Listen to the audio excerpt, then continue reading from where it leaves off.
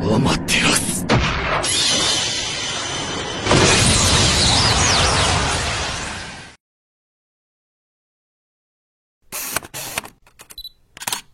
Interview. Represent.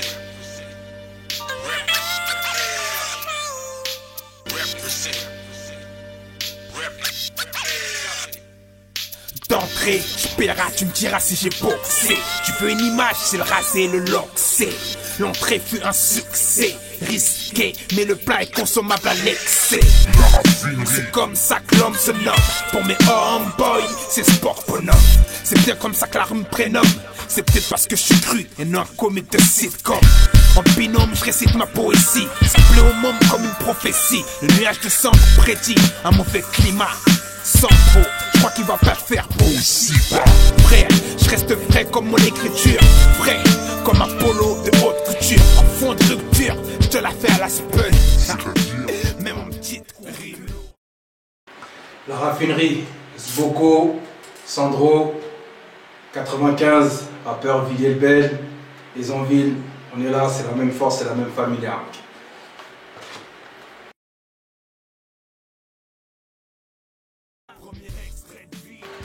Ouais, donc comment on s'est connu, moi et mon frère Sandro, bah, je préparais mon deuxième EP et on m'a ramené des sons, et je savais pas que c'était mon gars qui les faisait. Donc il me les a ramenés, ça, par rapport à un ami qu'on a en commun. Il nous a ramené les sons, j'ai écouté, j'ai kiffé, etc. Je lui ai dit ouais, la touche j'aime bien, c'est qui le beatmaker, etc. Et puis bon, il l'a ramené dans mon studio que j'avais avant à Villiers-le-Bel. Donc le mec s'est présenté, il s'avère que je le connaissais déjà bien avant ça et voilà, le truc s'est fait normalement et puis on s'est capté, c'est ça non? C'est ça, univers différent. Je me rappelle, j'étais sur les Envies, lui était sur Villiers, puis paf, de là, attaque, connexion, on part sur un son. Après, qu'est-ce qu'on a fait? On est parti sur un collectif. On a monté, enfin, surtout grâce à ce bull, on a monté un collectif. 95 mentors, big up d'ailleurs. Et après ça, on s'est remis dans des choses aussi, des choses qui nous plaisaient peut-être plus à tous les deux. Donc on est parti sur la raffinerie. Le projet, l'album Nuage de sang. Voilà. C'était un peu plus perso, comme on s'entendait bien, tu vois, la chimie était bonne, etc. Et donc on a préféré après partir sur ce projet-là. Donc pour le moment c'est la raffinerie, c'est ce qui va arriver bientôt. On ne sait pas quand, puisque on reste indé. Ah, les indés, tu sais, hein. Les indés, tu sais, personne qui booste, il n'y a que nous qui boostons. Donc forcément, il y a un petit clip de fait. Tu peux le voir sur YouTube. Tu tapes la raffinerie, Sboko, tu fais un Google. Et puis là, toujours en préparation, toujours là à faire du son. On se fait plaisir avant tout, parce que c'est ça qu'il faut faire, il faut se faire plaisir. Et puis voilà, on a quelques nouveautés, on a des trucs qui arrivent tout doucement. Des choses pour faire kiffer les gens, quoi, à la base, tu vois, pas pour vendre forcément, mais pour se faire kiffer les gens, quoi. Voilà, du hip-hop.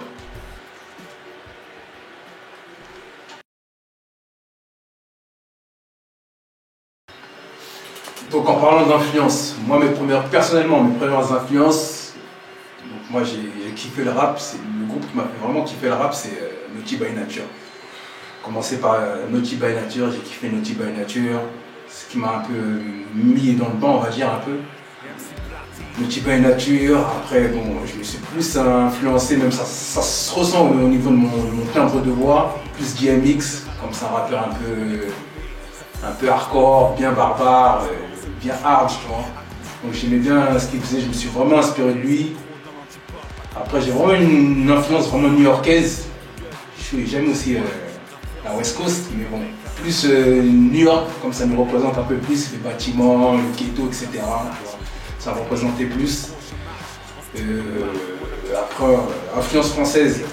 Je viens de Villiers-le-Bel, donc logiquement, je vais dire Arsenic. c'est eux aussi qui nous ont mis, on va dire, le pied à l'étrier. Donc ouais, Dino, Caldo, Armageddon, etc., Commando Toxique. Ils nous ont pas influencés, mais bon. On est de la même ville et puis c'est ce qui a fait aussi que on se donne une force mutuelle, quoi. Moi j'étais plus sur du KRS, enfin le gars qui m'a fait vraiment kiffer le rap américain c'était KRS-One. Après j'écoutais bien sûr du Busta Rhymes, parce que voilà, on va dire que artistiquement le gars il nique tout. Puis après bon t'as des Evidence, j'ai kiffé Mr. Slowfo. Et après en français, plus du Fab, du AKH, donc IAM forcément. Après je suis pas grillé, mais logiquement je vais dire comme mon acolyte Arsenic, même si tu vois, faut pas se répéter, mais moi je le dis quand même, faut les booster parce qu'Arsenic quand même, malgré tout c'est une putain de plume, tu vois. Ils ont mis un style et voilà, en français, voilà, ces 2-3 noms là quoi. Voilà.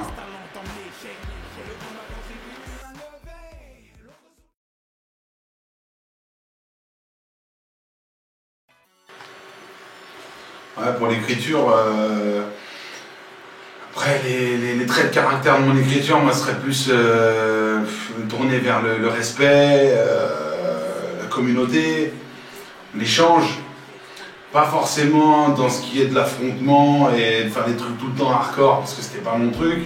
J'étais plus là à vouloir toucher plusieurs personnes, donc je me disais que c'était le chemin à suivre.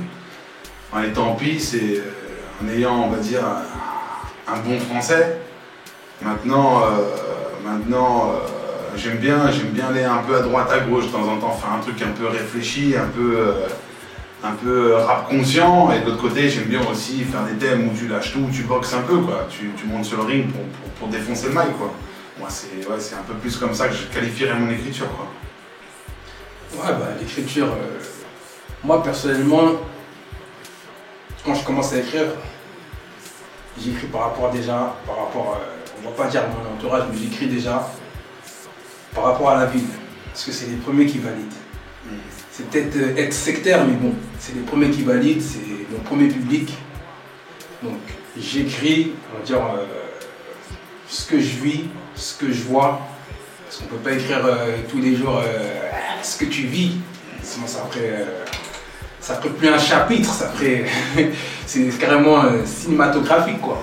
Donc ouais, on écrit, on va dire, comme des puristes, tout simplement.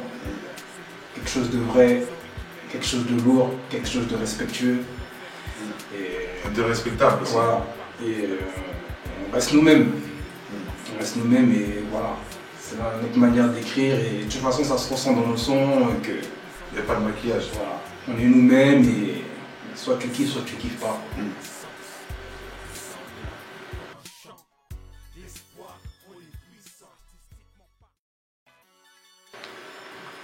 Bah, niveau playlist, en ce moment, ce que j'écoute, je veux pas dire que j'écoute la radio. La seule radio que j'écoute en ce moment, je vais pas faire de buzz, c'est Africa Numéro 1. Parce que en rap, je trouve que c'est un peu saturé, c'est toujours les mêmes sons qui tournent, c'est toujours les mêmes, on va dire les mêmes mimiques, c'est toujours les mêmes reprises. Donc j'essaye d'écouter autre chose pour que ça puisse m'inspirer. Mais je reste quand même dans le milieu du rap français parce que c'est ce qu'on fait. Donc j'écoute un peu ce qui se fait, mais bon, je ne suis pas la tendance. Donc je fais mon rap à moi, etc. Mais en ce moment, ce qui me, on va dire, ce que j'écoute le plus, c'est, on va dire, des sons quinfree. En ce moment, je suis un peu quinfree, mais ça m'arrive d'écouter aussi la vérité française, etc. On va dire. Je suis un grand fan de Woolsey, Laurent Woolsey, un rappeur, un black. J'écoute du Woolsey.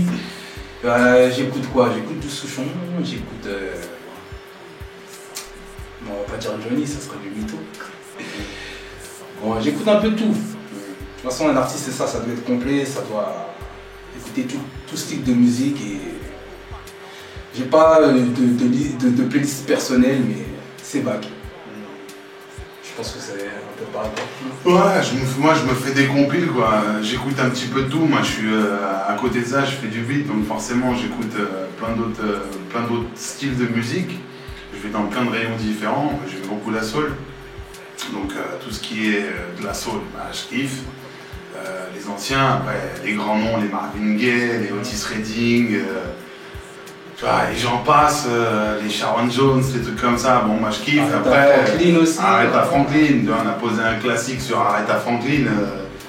Voilà, moi c'est mon style musical. Après, je suis comme tout le monde. À un moment donné, j'allume ma radio, j'écoute ce qui passe, quoi. Mais après, je fais une petite compile. Après, tu repars dans du rap carré, ça passe du FMD à du Drake.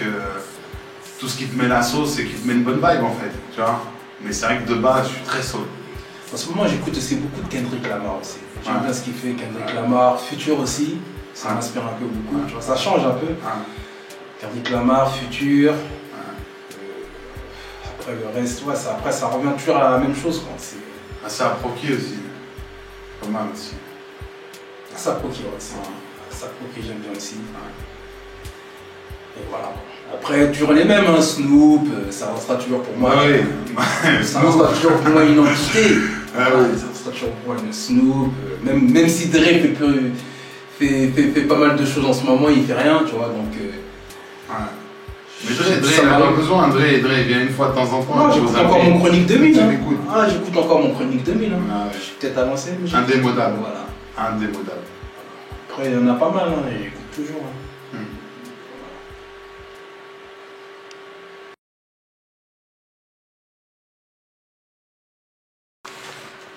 Le projet à venir, normalement, c'est l'album. Hein. L'album La Raffinerie. On n'a pas encore donné de titre, parce que ça marche toujours au feeling avec nous. Donc on est en train d'enregistrer en ce moment, on enregistre des sons par-ci par-là. Donc logiquement, on ne va pas vous donner de date, parce que c'est comme ça. C'est un autoprod, indépendant, c'est comme ça. On va dire tel jour ça sort. On est en train de se battre pour au moins les sortir correctement et surtout sur le net, comme c'est le seul réseau qui nous est donné aujourd'hui. Donc on va essayer de se battre pour le sortir sur internet déjà, même en digital. Et voilà, ça se prépare tranquillement, pépèrement, et puis on verra hein, combien de temps ça va nous prendre. Et puis, le vrai projet en fait, c'est un peu dire, le vrai projet c'est de garder le feeling en fait. On peut pas te dire ouais on va faire des albums, des ceci, là, on sait que là on bosse, on est sur l'album La Raffinerie. Après, il y a des choses qui arriveront, mais on va pas te donner de date. On va te dire juste, mets-toi bien avec le net, suis ce qu'on fait, tape La Raffinerie et tu verras, il y aura des trucs à voir.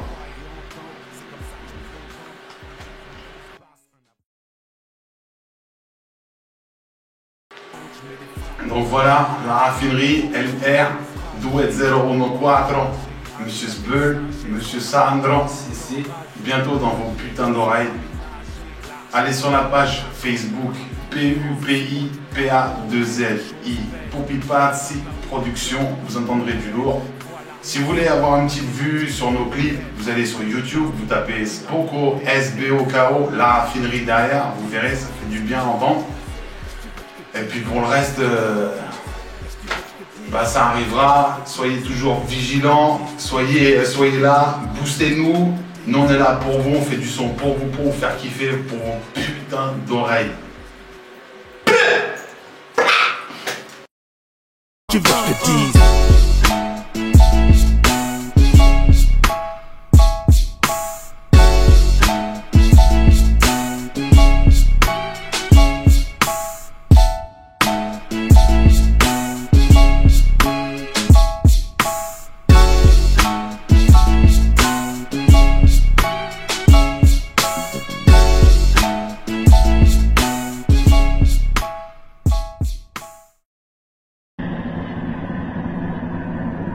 アマテラス